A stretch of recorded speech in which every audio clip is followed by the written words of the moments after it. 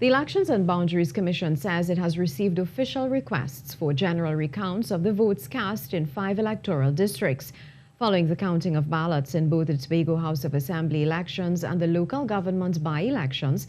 In a press release on Tuesday, the EBC said the Progressive Democratic Patriots has requested recounts in the 3 electoral districts of Canaan Bonaccord, Lambo Signal Hill, and Scarborough Calder Hall, while the People's National Movement has requested a recount in the electoral district of Bethel Mount Irvin.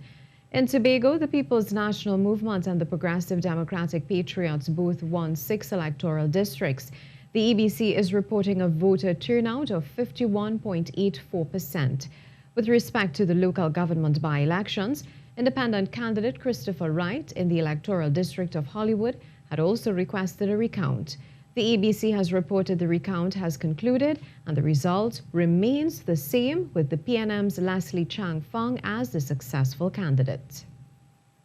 6-6 is a phrase resonating in the Tobago space at this time. This after the unexpected occurred in Monday's THA elections. Just after 10 p.m., all ballots were counted and preliminary results revealed 6 seats for the People's National Movement and 6 seats for the Progressive Democratic Patriots, 4 of which they took from the PNM.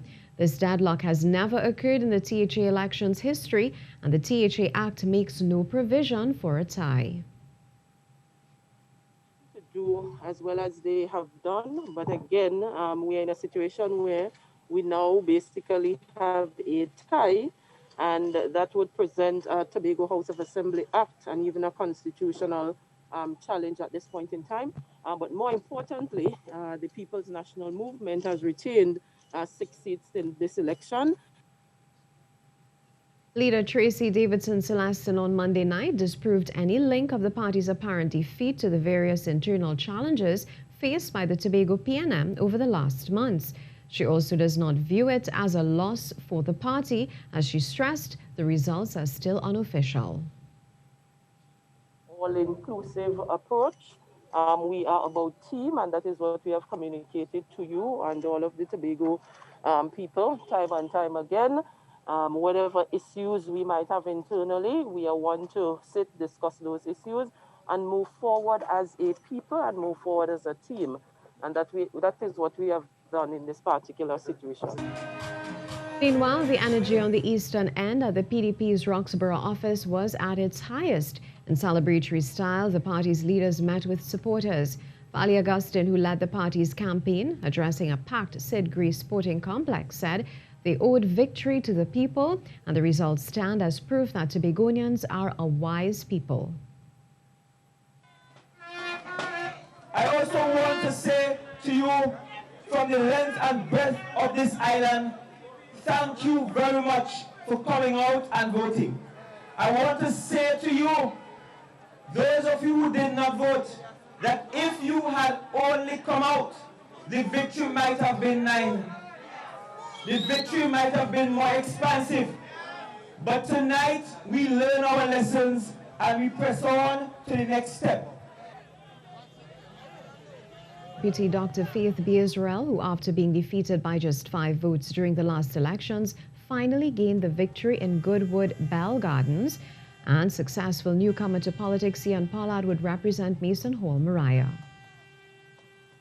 The Progressive Democratic Patriots Chief Secretary candidate Vali Augustine says Monday's election results did not come as too much of a surprise to him.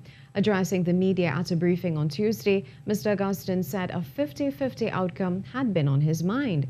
The PDP's leader said with this constitutional challenge, their team wasted no time and met earlier to discuss the matters pivotal to Tobago's development. Top of the agenda, the predicament both the party and their opponents, the People's National Movement, now face after Monday's tie. We are coming prepared to lead from Thursday. We are coming prepared to lead with a presiding officer, and of course, there is a prospective chief secretary in yours truly, and an executive can be formed thereafter. We also believe firmly that we should be given the chance to lead because we hold the majority of the popular vote. The party's leader, Watson Duke, believes the election outcome did not occur by chance, viewing it as a suitable time to discuss governance for Tobago, not only with his supporters, but with their opponents. We do not have an executive now, so no chief secretary can speak on behalf of all Tobagonians. There is no minority leader to speak on behalf of disenchanted Tobagonians. We are all of equal value. All of equal value, except our political value within our party. We are calling upon Tracy Davison Celestine.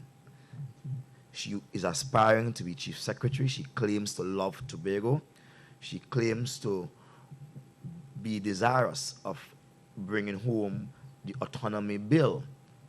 Now is the time to show that Tobago PNM Council is independent from Trinidad, and yes, you are political leader.